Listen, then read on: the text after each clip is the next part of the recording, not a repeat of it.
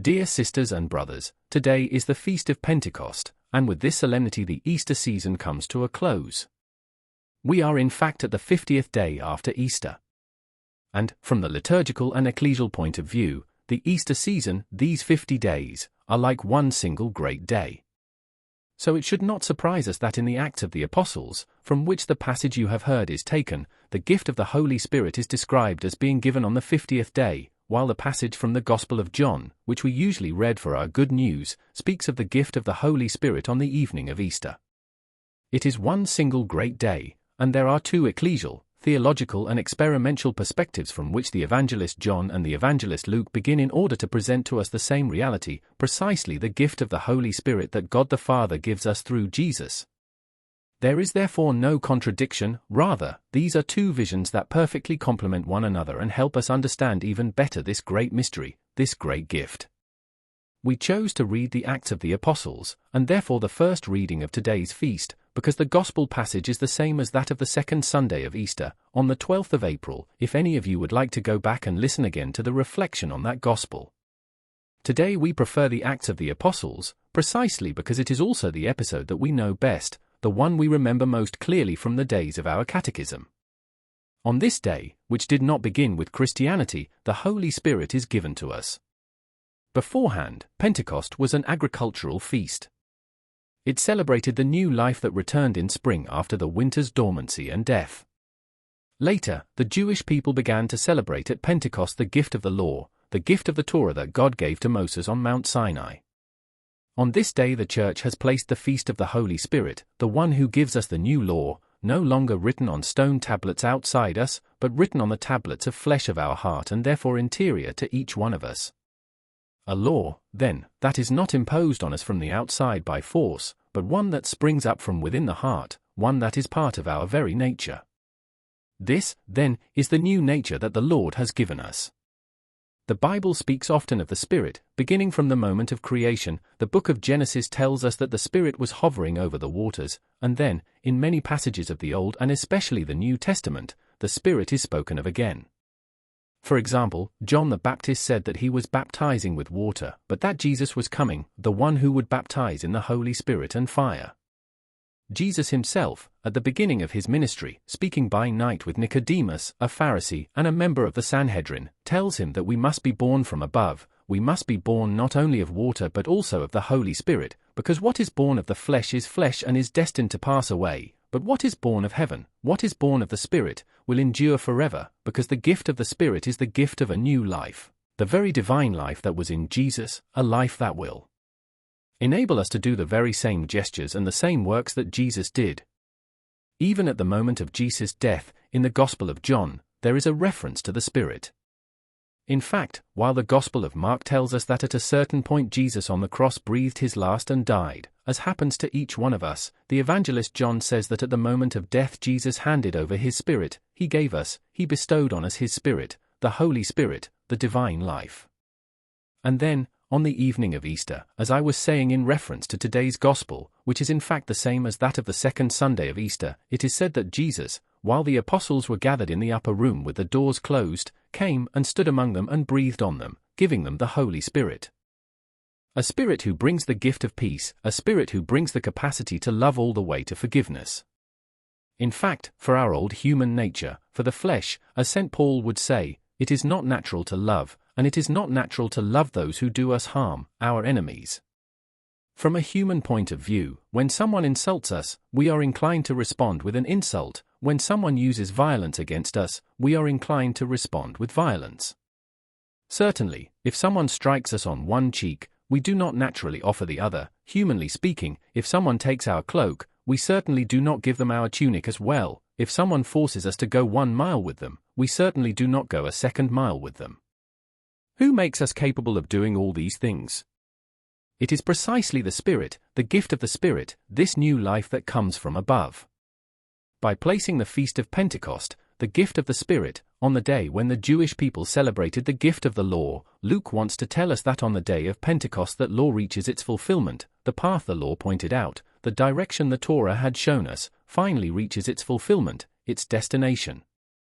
Torah, in fact, means the indication of a path, the tracing out of a way. But what is the limit of the Torah, which certainly showed us the right road? The limit of the Torah is that it could not help us do what it pointed out to us. It is like when we go to hospital and they do an X-ray, or an MRI, or a CT scan. These tools can reveal a problem, but they do not help us solve it. We need another kind of intervention. They show us that perhaps our leg or our arm is broken, but they do not heal us. Healing comes by other means. Certainly, the X-ray, the MRI, the CT scan are useful. They show us where the problem lies, but then someone else must intervene. In the same way, the Torah shows us the road, sets a boundary, places a limit on our actions and our words, but it can do no more. And in fact the history of the Jewish people, which is then also our own history, shows us this constantly. When God gave Moses the Torah, the 10 Commandments, the 10 words, the people said enthusiastically, "Everything the Lord has said, we will do and heed." But then the pages of the Bible recount the repeated infidelities of this people. Perhaps they truly wanted to observe the law, but they could not manage it. A little like St. Paul says, "I see the good, I approve it, yet I end up doing the evil I do not want." Therefore God sent judges and prophets, men and women, who had to remind the people constantly of the law and call them back to faithfulness. At a certain point, after the prophet Isaiah had said, "This people honors me with their lips, but their heart is far from me," in the time of the prophets Jeremiah and Ezekiel the people go to these prophets and say to them, in substance, "Find a solution, we cannot go on like this. We would like to observe the law, but we realize that we are not capable of it. We understand the beauty of the Torah, which makes us different from all other peoples, which enables us to have the best possible legislation compared with other nations, but we are not able to observe it fully, and above all we are not able to do so always." Then the prophets Jeremiah and Ezekiel say to them, "The Lord himself will intervene, he will place his spirit within you, he will remove your heart of stone and give you a heart of flesh. He will make you capable of observing his law always, everywhere and in every circumstance, the Torah. God will give you the ability to follow his words and to remain on the path of the righteous, the path that leads you to joy and happiness." Therefore the Acts of the Apostles recalls all these pages of the Old Testament and, through figures and images that were familiar to the Jewish people and perhaps have become somewhat familiar to us as well, tells us what the Spirit will do for us, presenting both his nature and the effects of his coming. First of all, the page from the Acts of the Apostles has told us something very simple: the Spirit does not come from the earth, the Spirit, and the new life he brings, comes from above, comes from God. It is not our work, it is a gift that God gives us through Jesus. It is exactly what we needed, precisely because on our part, as already mentioned, there is only a great inability to carry out what the law asked of us. Therefore we are called to open our minds and our hearts to receive the gift of the Spirit, who manifests himself in two particular ways, wind and fire. In this passage, these two forces of nature are presented to us as a clear and effective sign of the Holy Spirit. Wind, which in Hebrew is called ruah, is not just any wind, it is a strong wind, a mighty wind, a wind that does not leave things as it finds them, a wind that does not allow reality to stagnate. It is a wind that sweeps away everything that is unnecessary, everything that is useless, and above all everything that is harmful to our life. This wind is recalled for us in the story of the prophet Elijah going up Horeb to meet God. This wind is also spoken of at length in the book that recounts Moses' ascent of Mount Sinai. A mighty wind that shook the stones, as the book of Exodus tells us. And together with this wind on Mount Sinai there is also the presence of fire and smoke, the fire that burns away everything unnecessary, the fire that purifies what ought instead to remain. And fire is present not only in this passage, but in many others as well. It is enough to recall, for example, Moses' call through the burning bush, a bush that burned without being consumed, telling us of God's incorruptibility and eternity, and telling us that the new life God gives us will last forever. And then the pillar of fire that guided the Jewish people by night as they crossed the desert on the way to the Promised Land. And so, as I was saying, there is the moment of Sinai. Jesus too will speak of this fire when he says, "I came to cast fire upon the earth, and how I wish it were already blazing." It is not the fire of violence, not the fire that destroys, it is the fire that purifies, the fire that burns away sin and its consequences, the fire that burns away pride and arrogance. It is the fire that makes us pure of heart, capable of living a new life as true children of God, as disciples of Christ, as a temple of the Holy Spirit. And the effects of this mighty wind, the effects of this fire that divides into many tongues and rests upon all the disciples of Jesus, are that they begin to speak a new language. In the old world, where the Spirit is absent, one person immediately enters into competition with another. He no longer sees the other as a brother, as a fellow traveler, but as an opponent, as an enemy, as someone from whom he must defend himself or with whom he must struggle in order to prevail. And so it is clear that the language of the old world is the language of aggression, the language of violence. It is proud, it is arrogant. Language builds walls, not bridges, raises barriers, it does not remove obstacles. It is a language that divides, not a language that unites. The gift of the Spirit, which produces this new language, unites and makes all peoples one great family. That is why there is that long list of regions and peoples living around the Mediterranean, ancient peoples that no longer existed, such as the Medes and the Elamites, and modern peoples who were contemporaries of Jesus and the Apostles. There, too, we find a list of various cultures and various religions.